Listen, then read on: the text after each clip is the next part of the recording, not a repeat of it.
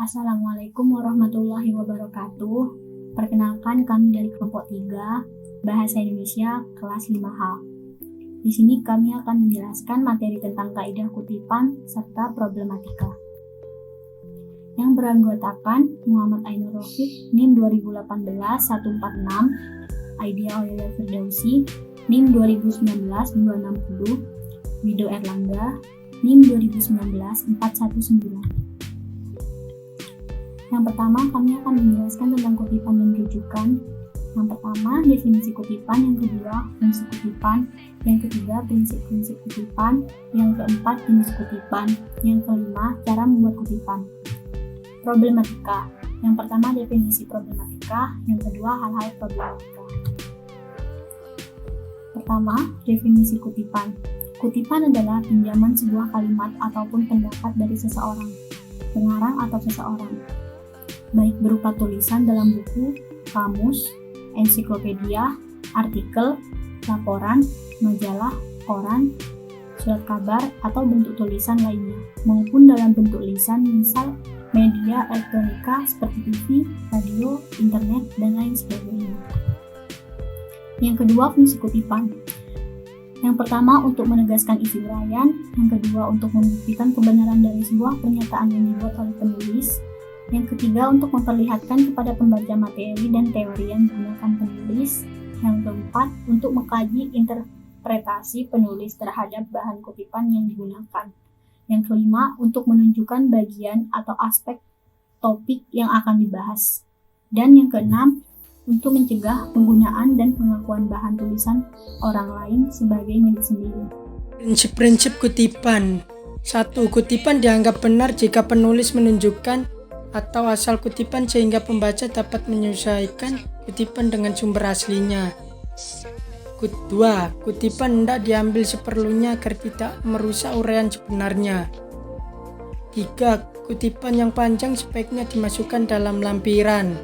4. Menghilangkan dalam bagian kutipan diperkenankan dengan syarat bahwa penghilangan bagian itu tidak menyebabkan perubahan makna. 5. Kutipan langsung. Penulis tidak boleh mengubah apapun dan andai kata penulis tidak menyetujui apa yang dikutipnya atau menemukan kesalahan, ia dapat memberi tanda petik 2. 6. Pengutip tidak boleh mengadakan perubahan baik kata-katanya maupun tekniknya. Bila penulis terpaksa harus membuat perubahan atau tambahan, maka kata-kata tambahan itu harus dicetak lain, tebal, miring atau renggang dan diberi catatan kaki yang menyatakan bahwa huruf yang dicetak lain itu adalah dari penulis, bukan teks asli. 4. Jenis kutipan. Kutipan langsung. Kutipan langsung adalah kutipan hasil penelitian, hasil karya, atau pendapat orang lain yang penyajiannya sama persis dengan teks asli yang dikutip. Kutipan tidak langsung. Kutipan tidak langsung merupakan kutipan hasil penelitian, hasil karya, atau pendapat orang lain yang penyajiannya tidak sama dengan teks aslinya, melainkan menggunakan bahasa atau kalimat penulis atau peneliti sendiri. 5. Cara membuat kutipan. 1. Cukup ditulis nama penulis, tahun penerbitan, dan halamannya. Kutipan langsung, misal perilaku seks adalah segala tingkah laku yang didorong oleh hasrat seksual, dari Dr. Sarlito Wirawan Sarwono. Kutipan tidak langsung, misal Dr. Sarlito Wirawan Sarwono berpendapat bahwa perilaku seks adalah segala tingkah laku yang didorong oleh hasrat seksual. 2. Penulis nama cukup ditulis nama penulis, penerbitan, dan tahun penerbitan. Kutipan langsung, misal perilaku seks menurut Dr. Sarlito Wirawan Sarwono adalah perilaku seks adalah segala tingkah laku yang didorong oleh hasrat seksual. Kutipan tidak langsung, misal perilaku seks seksual adalah segala tingkah laku yang didorong oleh hasrat seksual. 3. Cukup ditulis nama penulis dan buku karangannya. Kutipan langsung, misal Dr. Sarlito Wirawan Sarwono dalam buku Psikolog remaja berpendapat perilaku seks adalah segala tingkah laku yang didorong oleh hasrat seksual. Kutipan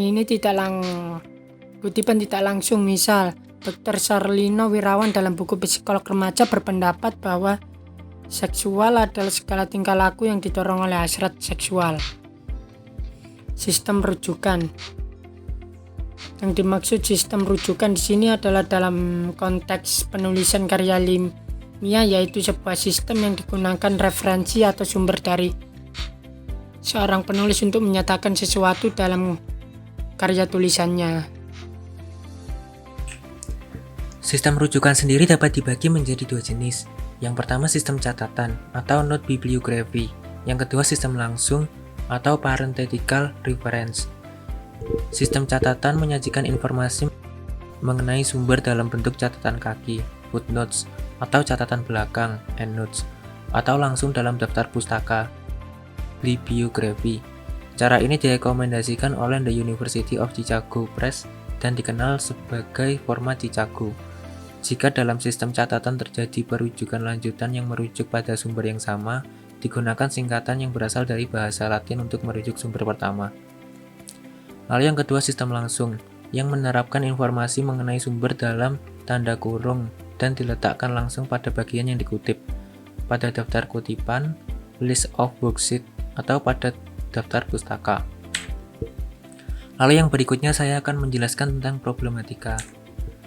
Dalam penulisan kutipan terdapat problematikanya sendiri.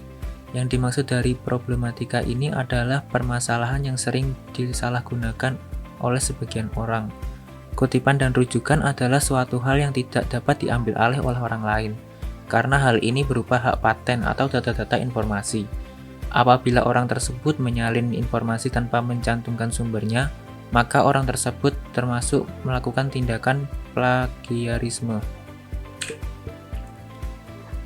Hal-hal dalam problematika kutipan.